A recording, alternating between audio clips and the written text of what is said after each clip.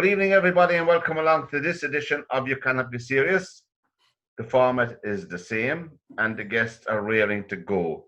Email info@learmedia.tv. Good evening, Mary. How are you? Hi. Good evening, Stephen Collins. Hello there. Good evening, Dr. Klein.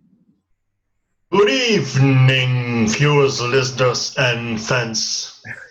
Good evening, Brian Entry. Good evening, viewers, listeners, fans, and acquaintances. And Declan here, good evening. Good evening to you all, lads. Nice to see you again. Paul Sheehan, good evening to you. And good evening to you all, folks.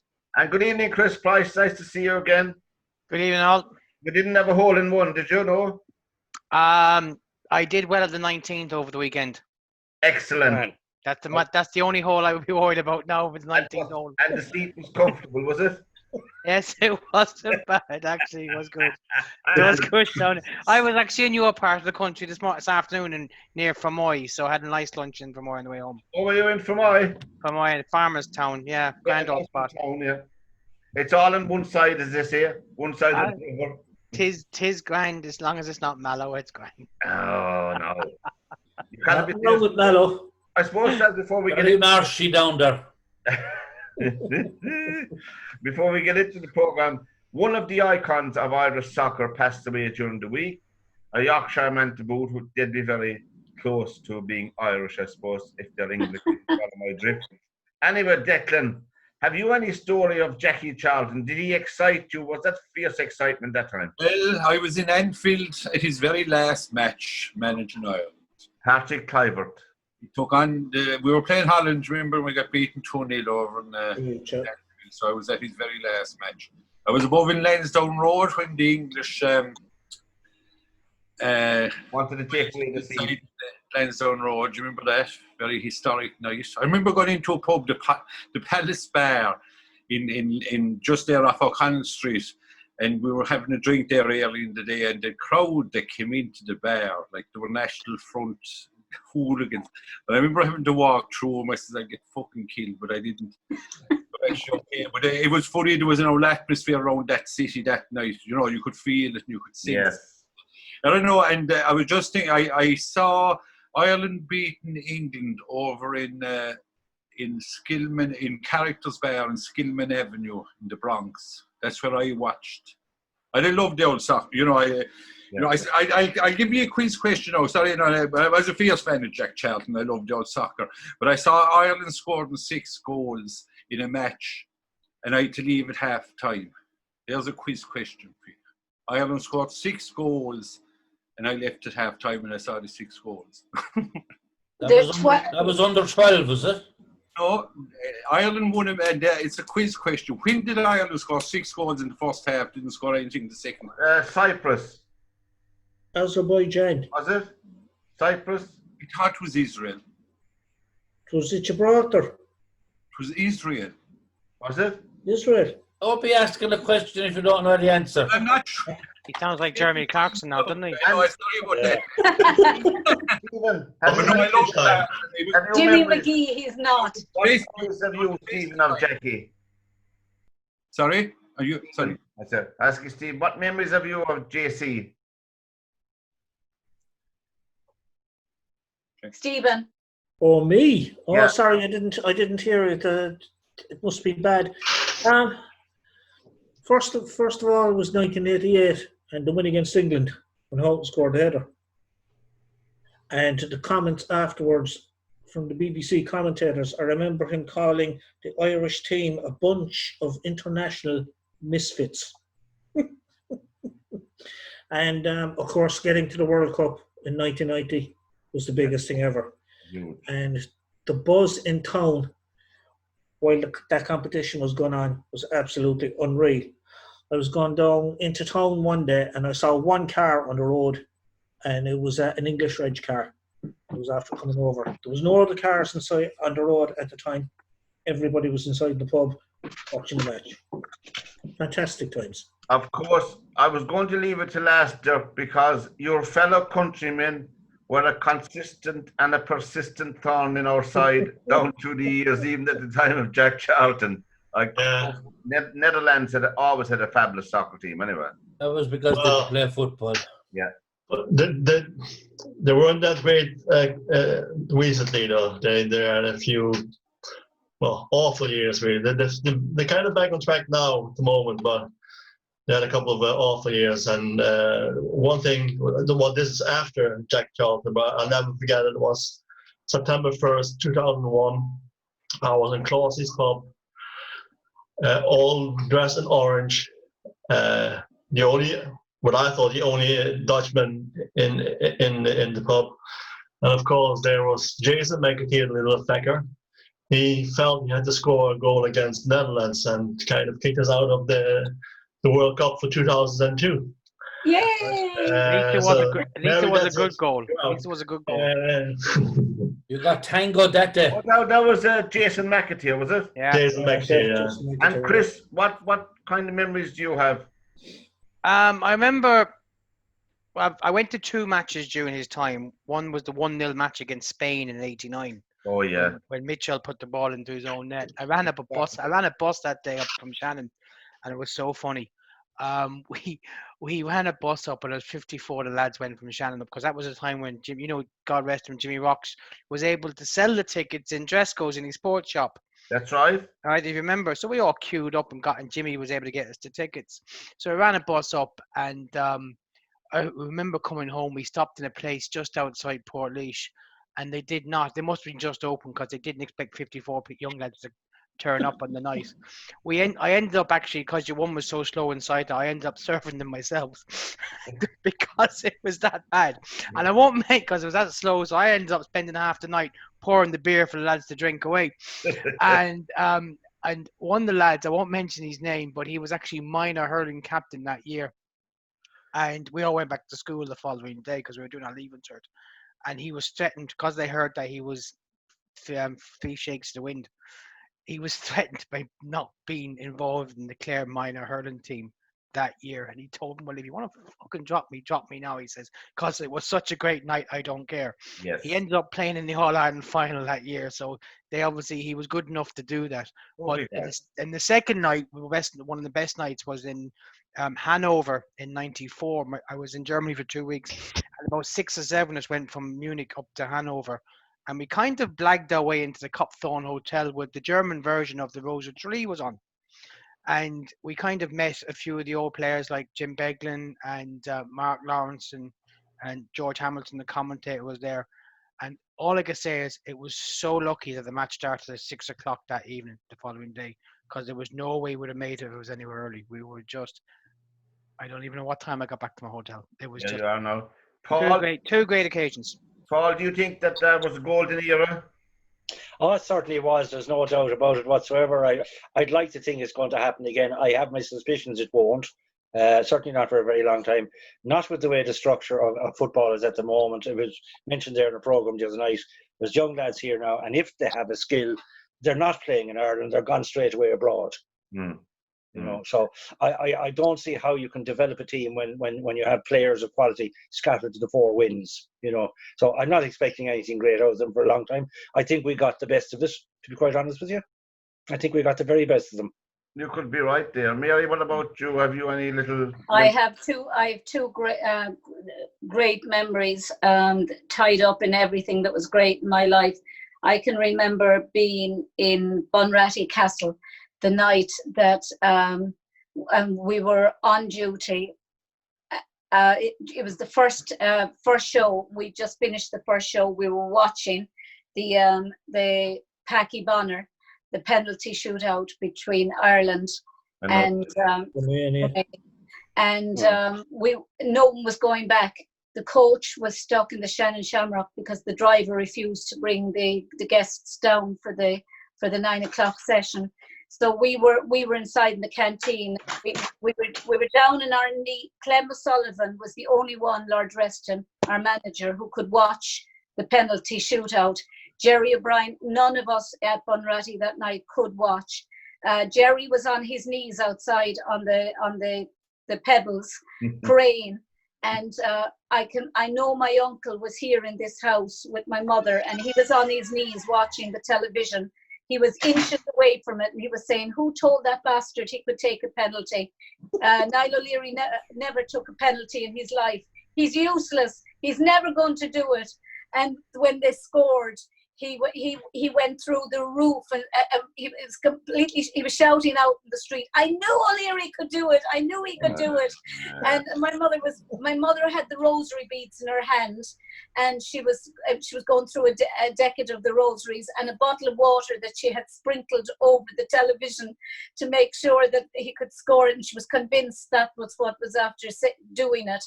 But they went completely insane in Bunratty during that, and then the second was I was going to America when Ireland were playing Italy, and I wanted to try and get the flight changed, or my flight changed, so that I could watch it. And I just managed to get to the States, and I was trying to flick through all the channels to find a channel that actually showed it. There's words I'd like to use for Schillaci, but they wouldn't be nice, and I'll be polite. I'll never forget the utter disappointment. It felt like everyone had died belonging to me when Schillaci scored that miserable fake goal. Well, yes. Well, I mean, What do you mean by that? It was a great goal.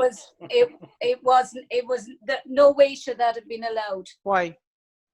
it was a decoy goal, she called it. Why? It was a decoy Well, goal. hang on a second now. I'm Go on, confused. Mary, admit it now. You better explain that, Mary. Leave her alone, lads. No, you better explain that one to me. What was wrong with the goal? Well, fair enough. I don't. I'll tell you. There's no way that should have been that goal. That miserable. It put us out of the World Cup. You He had a half decent goalkeeper. It wouldn't have gone in. No, it wouldn't. No. We had a decent goalkeeper. We had Becky Bonner who saved our penalty. Brian, Half decent. Brian Hinch, you probably have some memories. I was watching your program, and looking back now, it's all it looked like. But I thought Becky Bonner was at fault for those two goals. Of course he was. World Cup. Brian Brian. would have stopped them. Packy Bonner, the back line Packy Bonner had in front of him made him look like a good goalkeeper. Absolutely. They were the I best agree with back. you there. We had the best back line in the world at the time. Yeah. But the thing about Jack Charlton, first thing I'd say is that I don't want any good memories of any Englishman that does anything for Ireland. So Shame on you. Shame on you, Brian. You're in the presence of an Englishwoman. I will say I played football. It was my favourite game. I wasn't the best at it, but he did give 10 years to this country that will never be forgotten. And I hope that I'm right in disagreeing with you, Paul, that I think there are a few good lads coming through at the moment. Couple of good lads coming through that are playing good football with their clubs, and if we can get the green jersey on them, and they play with the green jersey, not like the English crowd that have probably the best team in the world on paper, but they just don't play with the white jersey the way we play with the green jersey. I disagree with you there, Brian. All we'll say and the other thing is I can't understand how Mary didn't get the match changed instead of the flight. Yeah. But you know, Brian, I disagree with you there. The last World Cup, now the English team played as a team. And it's the first time you hadn't any stars, but you had people Mary, you had no stars playing. Did they win the last World Cup? No, they didn't. No, they didn't. They won the World Cup in 1966, and Portugal should have won that World Cup. Hold on a second, Brian. They got as far as the semi-finals, but they got there as a team rather than as stars. Before you had the likes of Beckham. Well, in all honesty, Mary, they did. I mean, I was away, but I watched most of the games and all of them. They had a very handy run up until the semi-final against Croatia. The one good team that they met, they scored early, but they went to pieces in the second half. I mean, against Croatia. I mean, if you look at the run they had in 2018, I mean, they beat Panama 6-0, where they could have scored 10 or 15 that day, and there was at least, I mean, they met probably the poorest Swedish team I've ever seen. Yeah, they were bad. But if you want to know if you ask about good teams, I actually think the best team that Jack Charlton had was the 1991-92 team after the 90 World Cup. They were unbeaten in their qualifying. They hammered England at Wembley and drew 1-1. They destroyed Poland. drew 1-1. They were easily the best team in that group, but it was draws that cost them. Because I mean, okay, they were lucky enough to get the draw against England in Dublin, but when they went 1-0 down, they should have, and they showed it last night again. And when you see Houghton's miss from 8-9 yards in front of the goal, I mean, they should have beaten. Lineker said it, that they were lucky they got a draw. They should have won 4-1 that day, and I think if they'd have beaten England, they would have qualified. What is it with Ireland that when they go 1-up, they always end up drawing? Well, normally we go 1 down. Or if they're down, they always end up drawing. Because they're not good enough, Mary. Of going 1-up and staying 1-up throughout the Anyway, whole match. You'll all have to be selected. No, just to finish, you're dead right, Pat. Cyprus 6-0. You were dead right. It was Cyprus in case. Yeah, you see, you didn't know the answer to your own question. I didn't. No, the question I wanted to know. But anyway, it doesn't matter. Remind me not to have you as a quiz master. But a friend. Of course, and just to say on that Cyprus 6-0, Owen Hand was manager, and he was a joint manager with Limerick as well. And they only got eliminated on goal difference for that European Championship. What year was that, right? What year was that? 1980. Because my cousin was on the team at that stage under Owen Hand. He scored the only 2 goals for Ireland against Turkey in Izmir. And Joe Waters, he ended up scoring the 2 goals for Leicester City on his debut with Leicester. And now he's 30 odd years in America. Training soccer. Owen Hand was very unlucky. I agree with you there. You're right there. And they got some appalling decisions against him, particularly. The Belgian match. Oh Christ, that was shocking. Shocking. Anyway. The Belgian match was such a disgrace, right? That you actually had to check the referee to see if there was a blank check in his pocket after the game. It was so bad. I mean, and it wasn't just that match, but it was a couple of matches where, you know, I mean, they had to nearly. I mean, you nearly had to have murder cast against you to get a free kick from a referee at times. We might as well put. You cannot be seeing this as a program on learmedia.tv. Now we might as well go on to a topic since we're talking about dubious decisions. It was item number 2 on our list tonight, which is the whole area of trust. TRUST. Well, you can have trust in the system, whatever that may be. You can have trust in the political system. Trust in how you get your news or what you look at. Trust in how you look at social media and be informed. How do you get informed? And all these fact checkers they have with Facebook and all of that. So how do you discern what is true or not, or what is trustworthy? Stephen, how do you come to a conclusion that something you see in print or broadcast? This way, on social media there recently, there was a young lad. He was down on the ground, and there was a policeman. He had his knee on top of the boy's back. Okay. Now somebody had put a caption on it to say that it was an Israeli policeman after arresting a young Palestinian. And it wasn't. It was somebody from South America. It was a photograph from South America. Yeah. There's a lot of it wasn't an Israeli uniform for starters. Yeah. His name was on his bloody uniform, and he was Spanish. Yeah. So there's no way that I would trust that. I would, if I look at something on the internet or on Facebook or anything like that, I'd need to see it in a couple of places before I'd actually believe it. Absolutely. You need to see it with your own eyes, Stephen. And the same with RTE. I wouldn't trust anything that come out of them because they're totally biased as far as I'm concerned. Totally. And what do you think, Declan? How do you discern out there now in your ivory tower and Bruff what is true or what is trustworthy or not? Well, I think it's a very funny time, isn't it, really? I mean, it's really, really a very unusual time.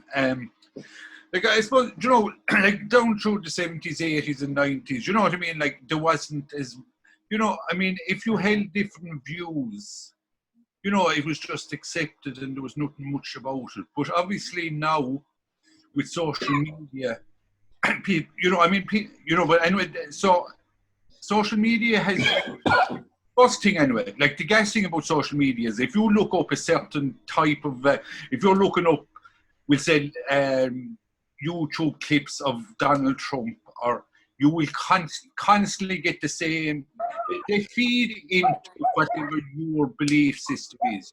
And it's not really brainwashing you. That's the very interesting thing about it. And it's me, you know, and I mean, as regards truth, I was only talking to a friend of mine today, like he said, there's very little investigative journalism being done now. Like, you know, and I mean, an example of it last week was the Green Minister, Minister for Children. Yeah. The guy that was causing all the furore, RT never interviewed him. Now that's, and the only like that whole case with the minister was how he was treated so badly online, and that was our team's take. You know, investigating what the whole issue was about. There's very little investigative journalism. Social media will only feed you what you want to hear. Trust is going to, like before you could trust journalists, good journalists. Yeah. Yeah. Now, who would you trust now? John Clifford is a good journalist, you know, but there's so few of them. They're nearly all opinionated people now, just people giving opinions. And Vincent Brown. Yeah, Vincent was good. He's gone now, sure. And in fairness, even to Yates was one of the better ones, you know. Ivan Yates. Well, you know, I mean. Oh, yeah, but he's a good journalist. He's good. You know, I mean, he questioned, and where are we going to get it? George, what's his name? George. And he was put off RTE. But it's a very funny time. That, you know, I would argue that, like, for any of you that we grew up, like, and you could have different views, you could have different opinions. Yeah. But Jesus, now, like, you could lose a job over it. And Chris, what do you think about the whole area of trust? Is it really, really down to the individuals here, ourselves, to be informed, rather than have a trustworthy media, or have a media that you can trust?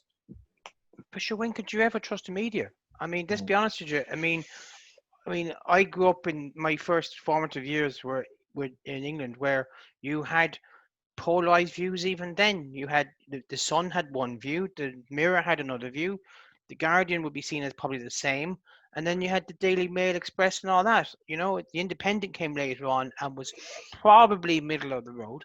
That all happened in the 70s, 80s. You know, there are some good journalists in Ireland, but everything you do see, especially in some Sunday, I don't even buy a Sunday newspaper anymore because it's just pure opinionated piece of polarized views, not fact, but just based on someone's opinion. Now they're entitled to opinion, but I don't want to pay for it. I want to pay for something which is fact. Now I understand people have good concerns over RTE. However, there are certain journalists that work for RTE that would be stellar, but they are few and far between. Investigative journalism is dead in the water because it is just too expensive. Just too expensive. Yeah. I mean, the only good same thing. It's the cost. Yeah. Yeah. The only good investigative journalists. I mean, I'll be honest with you. The investigative journalism that came out recently was on the COVID-19 in St. James's. Now, I didn't see it the night that it came out, the first night. And the reaction to it was, oh, this is heartbreaking, blah, blah. Now, I'm a bit more kind of cynical and jaundiced, okay? And I went in and watched it on RTE Player that morning before I watched the second one. And I thought, I can't understand why. I mean, it was a couple of bits were upsetting, but it wasn't something that you hadn't known before. Okay, it was actually, in my opinion, it was a cheap way of telling a story. They went in with one or two cameras, focused on one or two nurses or one or two families, and that was it.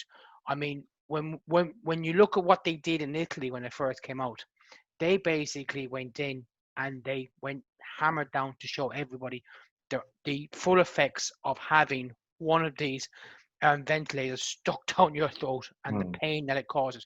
We didn't see that. And okay? Dirk, we didn't see that. Do you think it's up to us, all of us individually, to be informed and to be discerning? Yeah, totally. You have to inform yourself and don't take information from just one source. get as many sources as possible. Now, there are people on this channel, I won't mention names, but recently this person posted something on Facebook which was a clearly manipulated picture. And it was going around, and I had to say, well, this is a manipulated picture. So people here, we make that mistake. We just see something, emotions run high, and whoop, it's gone.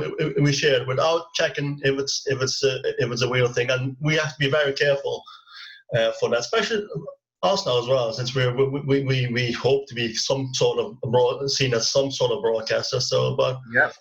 we have to check the sources, and every time somebody comes up with some broad statement or some slogan, the first thing I ask for is the source, where they got it from, and it has to be verified, it has to be clarified, it has to be completely 100% clear. Otherwise, I just don't trust it. It's not that difficult to do. You just go across the board, look at some American, UK, French, Dutch, German. And are there any particular journalists now in Ireland that you would trust? In Ireland, there's a very, very, very few, if any. Like Mary said earlier before, is what's his name, Vincent Brown. I didn't completely trust him, but at least he liked to stir he got crashed. He got information out of people sometimes by being obnoxious, which is good as well. If you get information out of them, that's fine. And other than that, there's not that many. I kind of like Claire Byrne because she is kind of level-headed, but other than that, there's just very far. There's very few really, but it's not only in Ireland, even in the UK that there's just a few. Yeah. And Brian, what about you? I mean, are there anybody? Do you look at news now like I do for entertainment rather than informing yourself? Well, the news, you'd like to think that you watch the 6 o'clock news, that what you see on the 6 o'clock news is all factual. That's the first thing. I mean, in the last month or two, I've been looking at a lot of documentaries on YouTube. And I put into YouTube there 2 weeks ago, the downfall of the cabal. And I saw this 3-hour-long documentary. And I said to myself, I think you're not going to watch that for 3 hours. Well, I was riveted to it for 3 hours. It went through child sex abuse. It went through Hillary Clinton's emails. It went through Epstein. It really went through it. But at the end of it, it came across as a party political broadcast for Donald Trump. After watching down to the end, when the credits roll. The last they did it in 10 sections. I have you. And as it kind of went on, it was whoever did it was definitely a Trump fan in the end. It's actually, lads, if you go into it, just yes, but were all the information on it factual? I mean, look, that's what you have. I mean, they did the thing about the child abuse and cartoons. They showed these images of cartoons, Walt Disney of Mickey Mouse, and if you look behind Mickey Mouse, there's a picture of a penis on the wall behind Mickey Mouse. So it's all conspiracy this theory. Is all. Was that put in? Was that part of this conspiracy? These pedophiles. Watch it, Pat. It gives a whole new meaning to Mickey Mouse. You'd really. But the point I would be making is they can make you believe anything they want you to believe. I suppose. And Paul, what about you and the news? Do you just... Well, Pat, I would start off by saying, in terms of certainly... I'll give you an example. It was about 2 years ago, and I can't remember the exact event that occurred. It was in Canada, and I was watching BBC, and then I turned over to CNN, and I actually watched CNN for about 3 minutes, thinking, "Oh no, they're not on about it." But they actually were talking about the same story. But it was so different that I didn't actually realize for a few minutes that they were actually reporting on the same issue. Yeah, it was done from such a completely different distance and direction. I was kind of going, maybe I have the wrong channels, or are they behind? Have they not got the news over in CNN? And suddenly I realized, Jesus, they're talking about the same thing. But there was two different perspectives that were so different. And if you go on CNN, It's Yeah, all I've come to the democratic. conclusion, but I've come to the conclusion with news, and RTE is very, very good at this. That when it comes to RTE in particular, they're brilliant at this. There is no truth. Everything is a strategy for interests of Yeah. political and powerful people. And I love a phrase that would say, Maria Carboni, I don't know if you ever read her, Mary. She's a wonderful, wonderful author. I'll send you on a link sometime with some of her stuff. She's actually a fantastic person. She'd be a brilliant person to get for an interview if it could be possible. But anyway, I love one day when she said, start believing in conspiracies because those who have the power conspire. And they keep their power by having people not believing in conspiracies. Yeah. And Yeah. Mary, Yeah. and Mary, I genuinely believe that's true. Well, and two Mary, things, who do you rely Pat. on? Yeah. Two things, Pat. Denzel Washington said it, I think, beautifully when he was interviewed at the side of a thing he was going to one day. And he said that the media is not interested in the truth.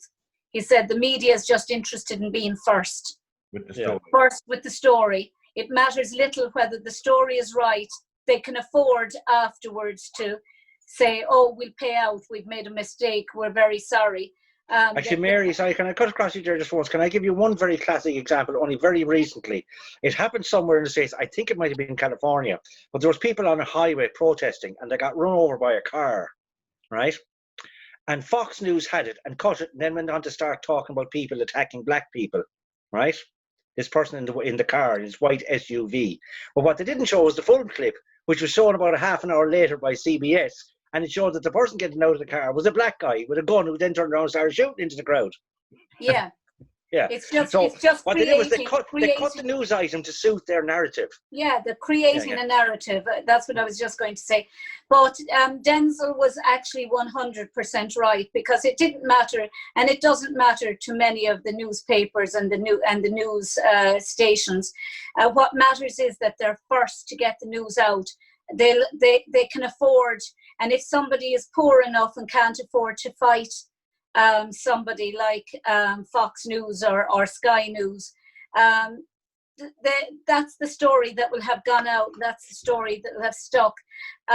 People like Cliff Richards didn't. He said if he was left with not a penny left in his bank account, he was not going to let them get away with saying the things that they said about him. And they apologized afterwards, but they only apologized because he had the money to actually fight them. Caroline Flack is a prime example of that. This was a girl who was vulnerable. The newspapers went after her with an image that was given to them by the police in the UK of blood splattered all over the bedroom. It didn't matter to them that the blood was hers and that she was a vulnerable girl. They hounded her to her death for something that should have been kept between the family. Yes, you could argue, would we say the same if it was a woman that was being physically assaulted by her partner?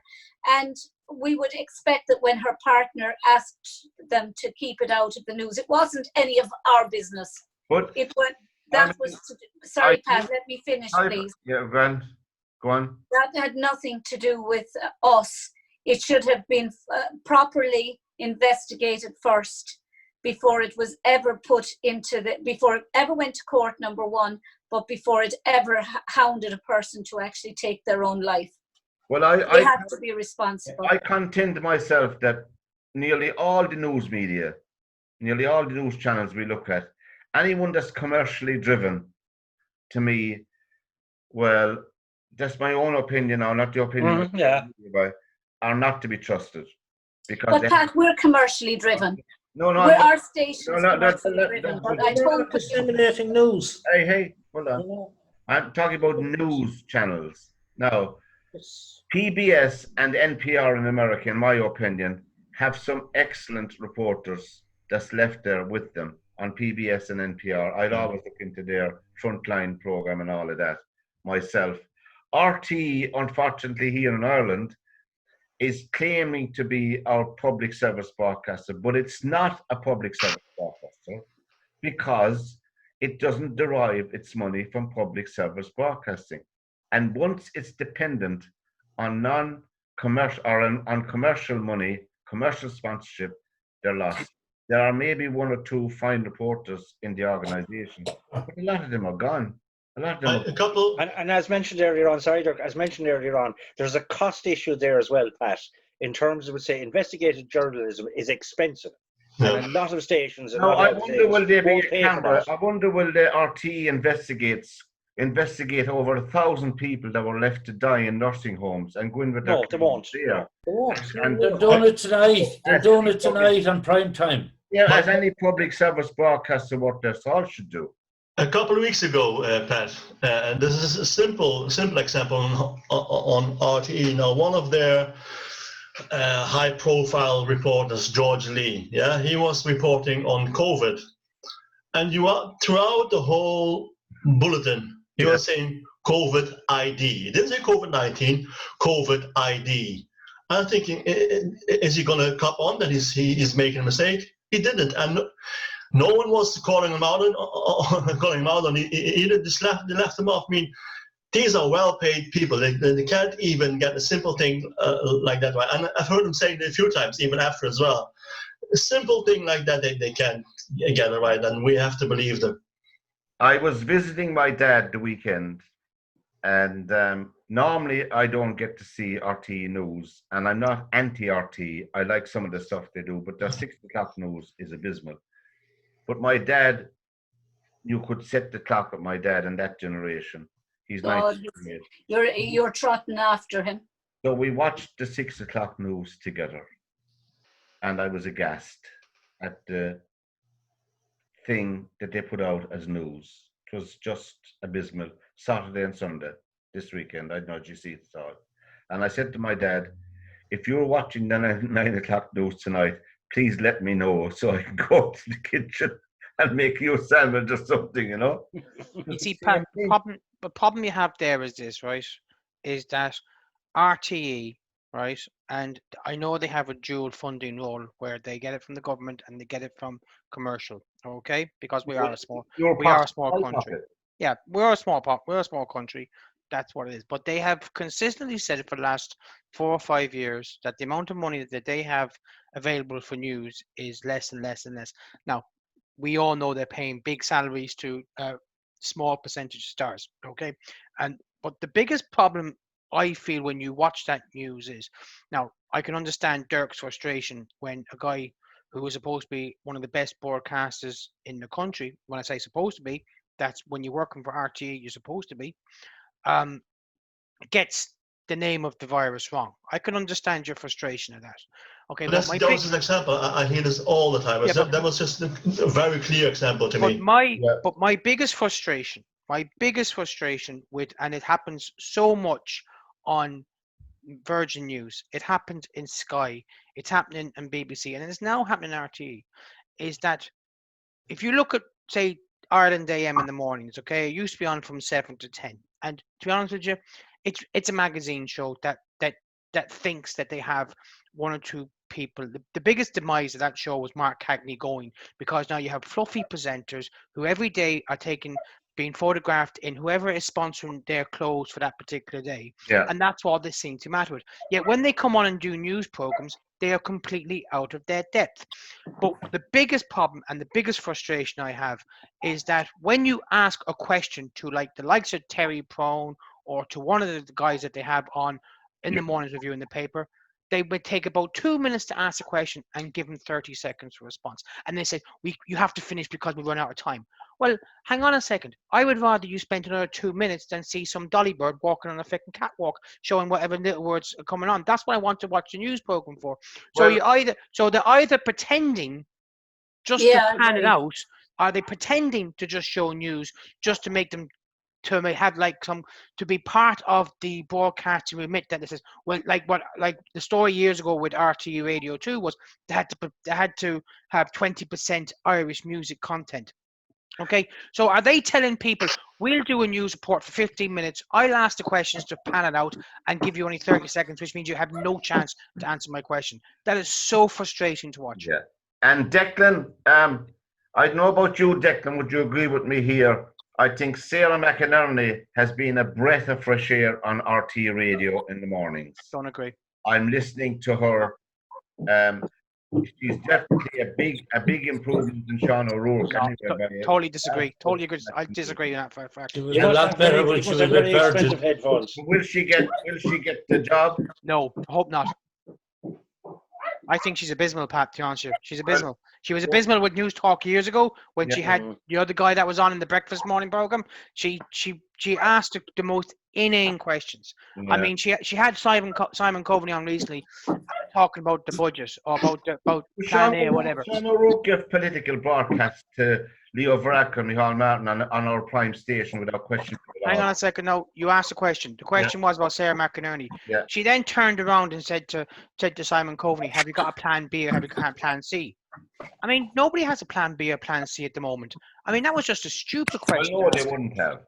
Look, she's good at what she does to a point, but Yeah. she is not hard nosed I current wonder, affairs. I wonder Put in what Claire Declan Byrne. Herr's opinion of this is now. Declan, Put in Claire Byrne. what do you think of Sarah McInerney? Have you tuned into her? A bit, yeah. I used to like Sean O'Rourke, you know. I mean, because in fairness, I don't know why I liked him, but I kind of liked him. You know what I mean? But I don't know. They didn't cover John O'Connor. You sent me a YouTube clip of John O'Connor last week. Yeah. See, there's a huge issue going on here, you know, of how RTE are a very neoliberal. All they're pro-abortion, they're pro, you know, LGTBs, and when John O'Connor and why isn't your man investigated? That's what I keep coming back to. Well, you know, why can he get away and not one word said about it? You know, Who's that? The Minister for Children? he's Minister for Children. It's such a vital role. There's more to that, Declan. There has to be. I think there's a question coming up. Like John O'Connor, there was a big demonstration outside the door. It wasn't even mentioned on. There will be no dissenting voices. There's no dissenting voices.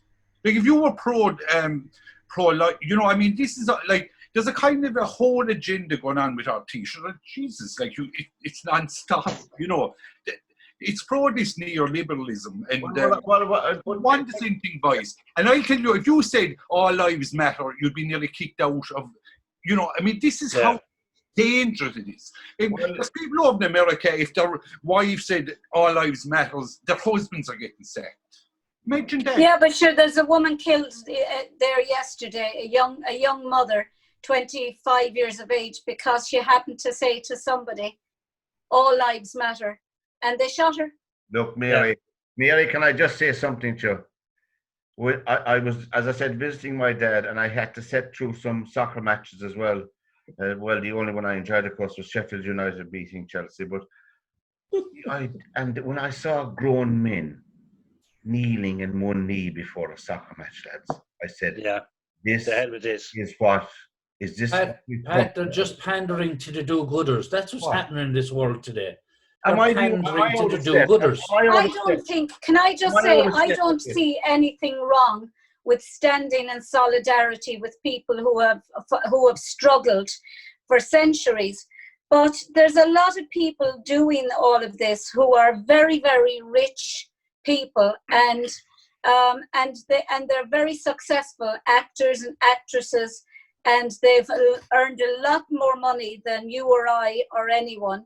And when they talk about being treated differently to and not gaining as much in their lives as others, that's where I have a problem, because, you know, people tend to want to, they never talk about equality when it comes to working, collecting bins, and that's, you know, I mean, that's a decent, honest, hard living job, but they never want to be equal and apply for a job on a work site. They all want to be the CEOs and have equality for that. But there's many, many, many black CEOs and black professors, and because they've earned it the same way as you or me or anyone, that we've all gone out and done something to actually earn the position that we've gone for. I've not got anything like what I should have got academically. I'm struggling to try and get a full-time position. Do I say it's because I'm 4'10" and I'm short? Yeah. or I'm a woman. Yeah, you or said it, because Mary. I don't know You the said right it. people. Out of the mouth of babes. You know, I mean, it should be, a job should be given on merit, not because I'm a woman, not because I'm a woman, or not because I'm white. It should be given to the right person for the right job. And, you know, and I get so irate when I see jobs being advertised in academia where it says men need not apply. We can interrupt you for a second. Go ahead, Dirk. Last week now, I saw someone putting something on Facebook and talk about the protests in Hong Kong. Now, I fully agree with them, but we're saying then why don't we support the Hong Kong protests like we did with the Black Lives Matter? And then I said, well, what about why don't we support people who have a disability and who have come to a certain age, who happen to have a white collar, who happen to have a disease, and they can't get a job because of it, and they're not privileged at all. How come we don't hear anyone talking about those people? Yeah, I was talking about myself, of course.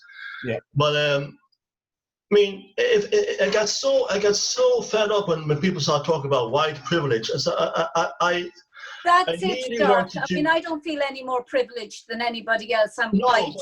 I'm white. I'm educated, and I haven't got I haven't got a job in academia.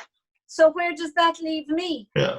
But I don't want to be part of a quota of jobs allocated specifically for women, because where is the I mean, if a man is more suitable for the position than me, then he should get it. You see, Pat, but then I want to make a very important point here about this, and I wasn't going to say it, but I think it's important now that it has been brought up. About a year or so ago, right? Let me get this straight. There's always been racism. There's always been racism in sport. There has been racism in America, and it will never go away. No. There's racism in the UK, even though they think they don't have it. They bloody well do. All right? Now, let's go back about maybe 12, 18 months ago, when England were playing a soccer match against Bulgaria, away from home, right? Yeah. And two of their players were getting monkey chants. Now, the English FA had the right time, could have put their mark on this big time by saying to their players, right, lads, all off. They didn't do it. No. Right? They didn't do it. That is the best answer you can give anyone. They didn't do it. And that's what they should have done. They should have walked off, and they should have made sure that Bulgaria would have been banned for the next 5, 10 competitions. Not just 5 matches, 5 or 10 competitions. Because if you look at it, lads, the fines that UEFA and FIFA are just peanuts. It was mentioned here before that a Danish soccer player got fined for wearing Paddy Power's underpants than anybody has for racism. Until they take it seriously and until they want to do something about it properly, similar to drug bans in sport, right? Similar to drug bans in sport, where a player is known to be racially abusing another player, is banned for 2 years. And you know as well. That's the only way you're going to stop it. And Chris, you know as well as I do that money talks. Man, of course, money talks. City is back in. Now that's another matter. Now, I mean, hang on. The point I'm making about they broke the rules. They broke the rules. Yet they're allowed to break the rules. Why? Okay. Let me just finish about the Black Lives Matter now. They now have when this Black Lives Matters campaign, for want of a better phrase, came out, every single presenter on Sky, BBC, ITV came out with Black Lives Matters on their chest, little things right. And then Black Lives Matter, the people that are behind it, start to say, do you know what? We have it now. We can make demands. They did. And the first player who came out was Matt Letizia on Soccer Saturday, and he says, do you know what, lads? I'm not doing this anymore because I can understand what the sentiment, but now they're asking for more. Right? And it's not just equality, it's they're looking for way beyond that. They're looking for a change on the way things go, right? Now, it was like wearing a poppy in October, November. You wouldn't be allowed on British television until you wore a poppy. It came to the point they wouldn't let you on Sky Sports unless you wore Black Lives Matter. So where's people's opinions there? Now, all lives do matter, right? Now, you just mentioned something about about sport in general. Sport in general only cares about money. That's And all. it doesn't care about anything else. Well, they're after arresting a 12-year-old yesterday for sending messages to a black player. Did you see what he said, Mary? Did you see what the young I lad, actually 12-year-old, didn't. sent? I honestly, I would have grave doubts That he did it. if a 12-year-old did it. No. I would say that somebody, maybe in his family, Yeah. put it through his account thinking they won't arrest a 12-year-old child. Yes. Well, they yes. did. You cannot be serious as the program on today.TV. All the opinions expressed on this program are the individual opinions and not necessarily the opinions of Media.tv.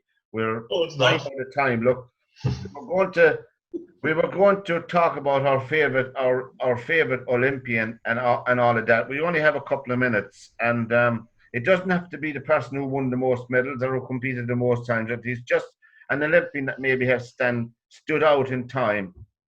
And just before we get on to that, we'll run around the panel once on this.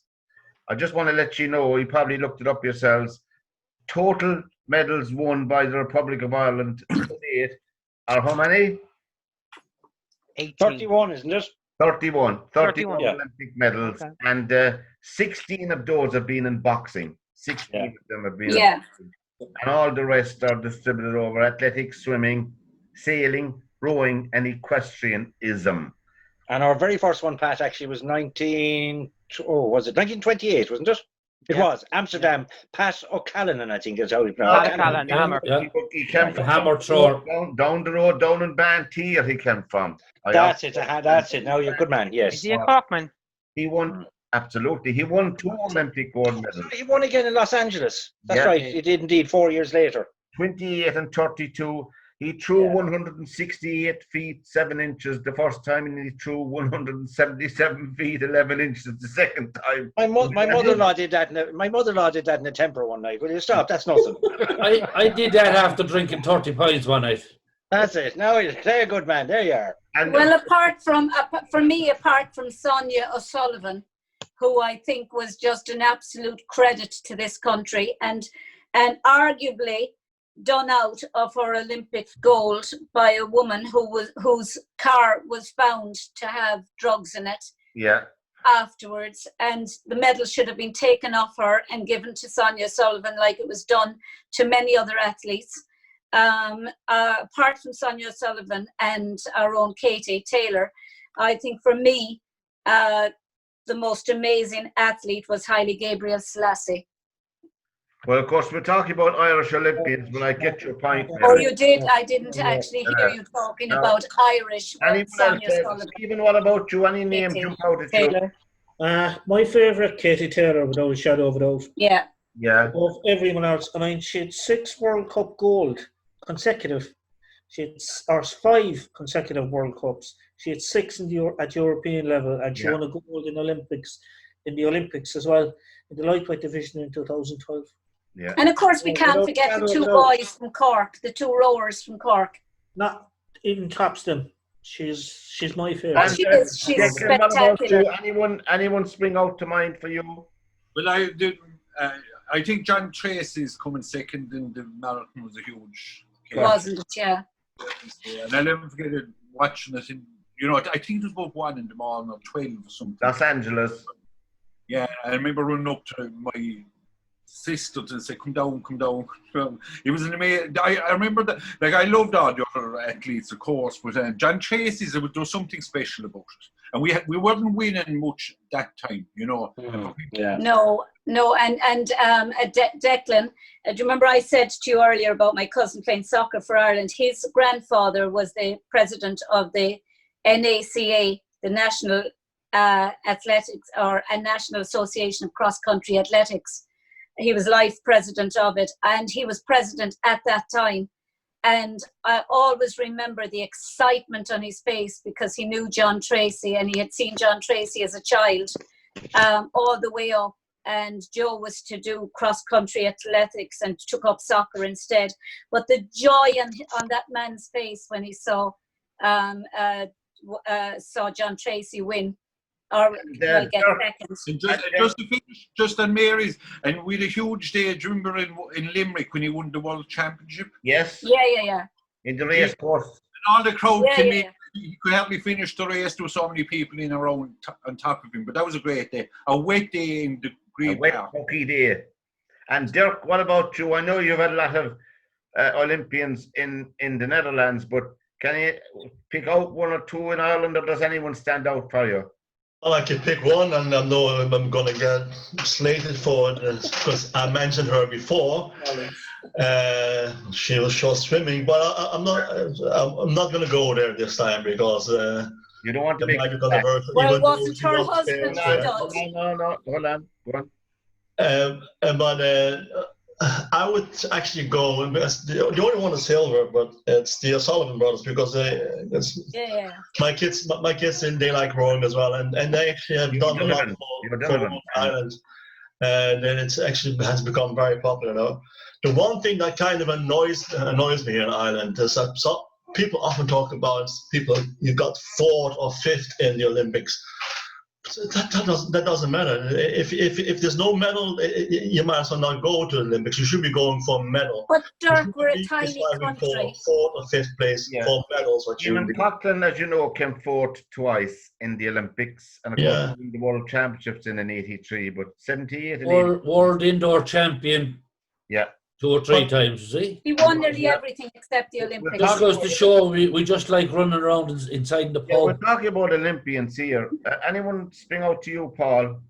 I'm going to go to 1992 for the simple reason it was actually quite a while before that since we'd got anything in boxing, which I think was 1980 in Moscow was the last time before that, which was Russell was his name. Hugh Russell was 1980. He got the bronze in 1980 in Moscow. So in 1992 we had a double with Michael Caruso got the gold, and then followed by Wayne McCullough who got the silver. Yeah. And my brother Billy was in the arena at that Olympics. We were talking about it today when Michael Caruso won the gold. You know, some of the reporters couldn't say his name properly.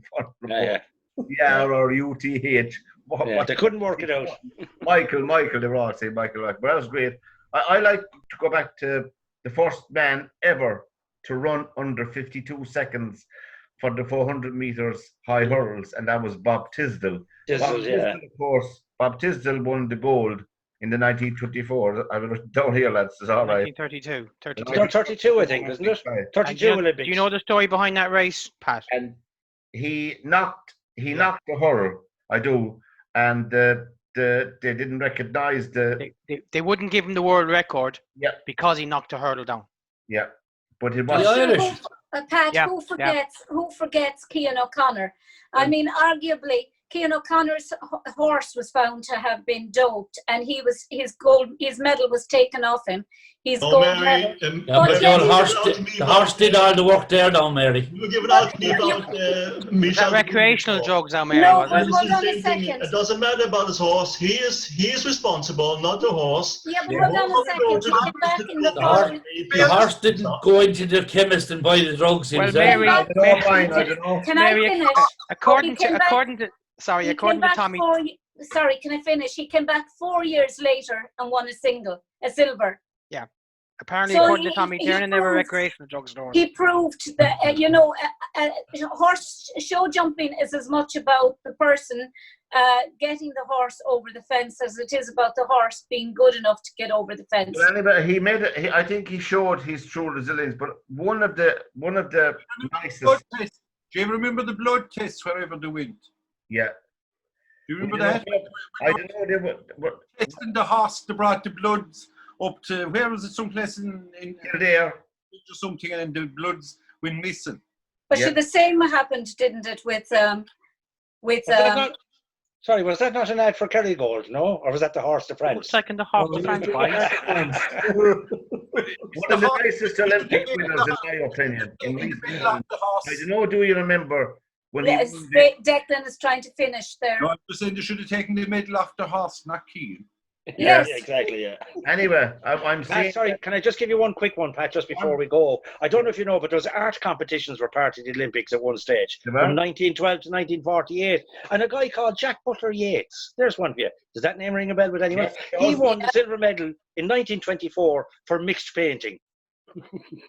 For mixed colouring. Jesus. Yeah. Well, He's actually the you haven't asked me yet, Pat. Yeah, You the haven't asked painting me is now yet. on. And me. The painting is now on display in the National Gallery of Ireland. Remember the 1904. I was when I was doing the research today. I thought we had won more medals in 31, but that's I suppose for the size of the country is not bad. But Pat, you've ignored Brian And me. Yeah. and I'm not finished yet. I'm Good. the nicest medals winners to me in my time of looking at the Olympics was John Joe Nevin winning the silver medal in the Olympics. And when you look at his backstory and the That's the trauma, Black Widow you're talking about, is it? huh? no. John Joe Nevin, he won the silver medal in the Olympics. In boxing, of course, Wayne McCullough, Kenny Egan won it. Of course, Kenny Egan won the silver. Wayne McCullough. Are you going to let any for Brian and for Brian Hinchy, have you a memory? All I will say is, I think we've only won 5 gold medals. I think it's 5 gold medals we've won. I'll tell you. All I will say is Atlanta 1996, and I'll leave it at that. Well, we won 4 gold medals. Well, in swimming, we won 4 medals in swimming, 3 golds and 1 bronze. But in 4, 7, 9, we've won 9 Olympic gold medals. Yeah. 9 Olympic gold medals in total. And of We've course, won 9 gold, have we? in Yeah. total, one of them, of course, is All right. Ronnie Delaney, 1952. Yeah, that's right. How can you forget Knock Ronnie? it down. Did you bring it with your shows? Yeah, Yeah, you bring it, yeah. the mother's always in that. yeah, but they did the same with the 2 boys on Graham Norton. Oh, I forgot about the hammer ones, lads. Yeah. They brought their medals onto the show, and if you saw the state of the medals from Yeah. the two O'Sullivan lads, they The took boxing them has out been of their in back the pockets section. in shocking state. Well, 2 golds, 5 silver, and 9 bronze in boxing. in Yeah, total. So yeah, half- and boxing yeah. is boxing, Pat. I mean, if you're going to ask me, which you're hopefully you're going to, but if you're going to ask me,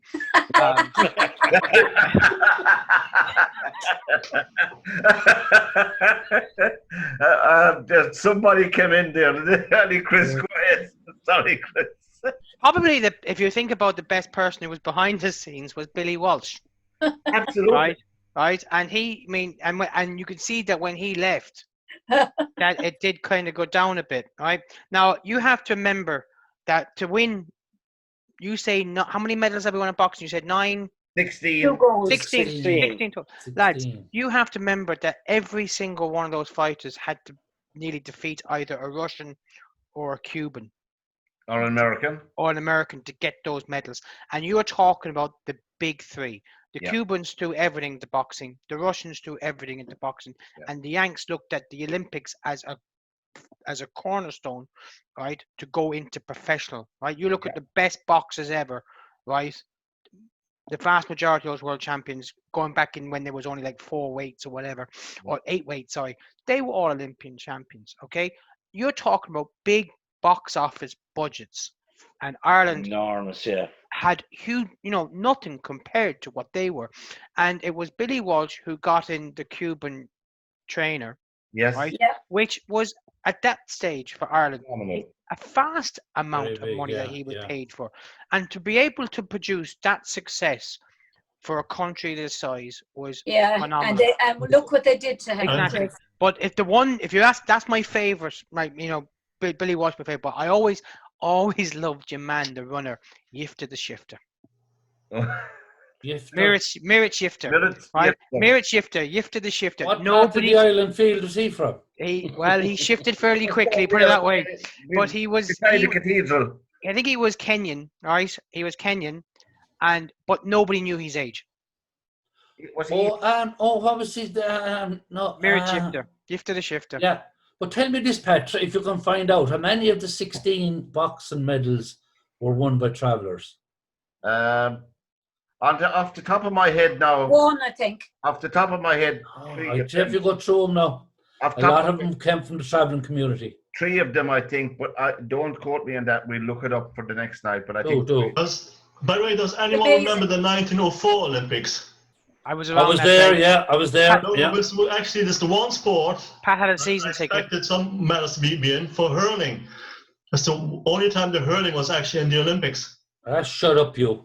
Get back to Holland with yourself. If Did the Hurling Dutch wasn't come- in the did the Olympics Dutch come in second 1904, that day? It was played by an American team. Just because you have a better soccer team than us Hang now, on, don't be throwing that kind of Dirk, shit at us. Did we beat Holland in the final and Road Hull couldn't score a minute equaliser Yeah, or something? Is yeah, that what happened to you? I'm serious. Look it up. In 1904, the hurling was an Olympic game. And even though it was an Irish sport, there was no Irish team there. It was done by Americans. 1904 Olympics, Summer Olympics. I'm sure you're not mixing it up with lacrosse. No, No, You had- hurling. Yeah, or curling. It sure doesn't curling, you saw. The we'll GAA have to go back hurling. to this topic again, lads. But anyway, I suppose Go away, Decline. Go out of it. we Go all Look it out have- of up. it. Look it up. 1904 hurling. we've come to the end of another show, boys and girls. We all have Not our that fine. favorites and fantastic memories. I think I must agree. Whoever said John Tracy in Los Angeles, Yeah. I think that's probably, was it you, Declan? Yeah. Do you remember the Atlanta 96. do you remember the commentary on it? I remember Jimmy McGee, he listed all the names of the people. All the Olympic winners up to then. And probably named everyone in the crowd as well, let's say. Yeah, he listed every one of them up to then on Just- Tracy This crossed is the line. coming in the last 10 years, he's got the naming them all out. Taking a bit of time to do it now if he was alive, God The bless most him. recent Olympic winner, of course, was Annalise Murphy winning her silver medal in sailing, wasn't it? Oh, that's right, yes. Sailing. And anyway, you cannot be serious with the program, lads. It's been a blast, and thank you for your time. Thank you, Stephen Collins, Brian Hinchy, Paul Sheehan, Mary Honan, Dirk Decline, Chris Price, Declan Herr. Thanks, lads. And from all of us here on You Cannot Be Serious, good night and God bless. Gold medal, No, performance, no, yeah. gold medal performance as usual. Absolutely. And then there's the rest of us.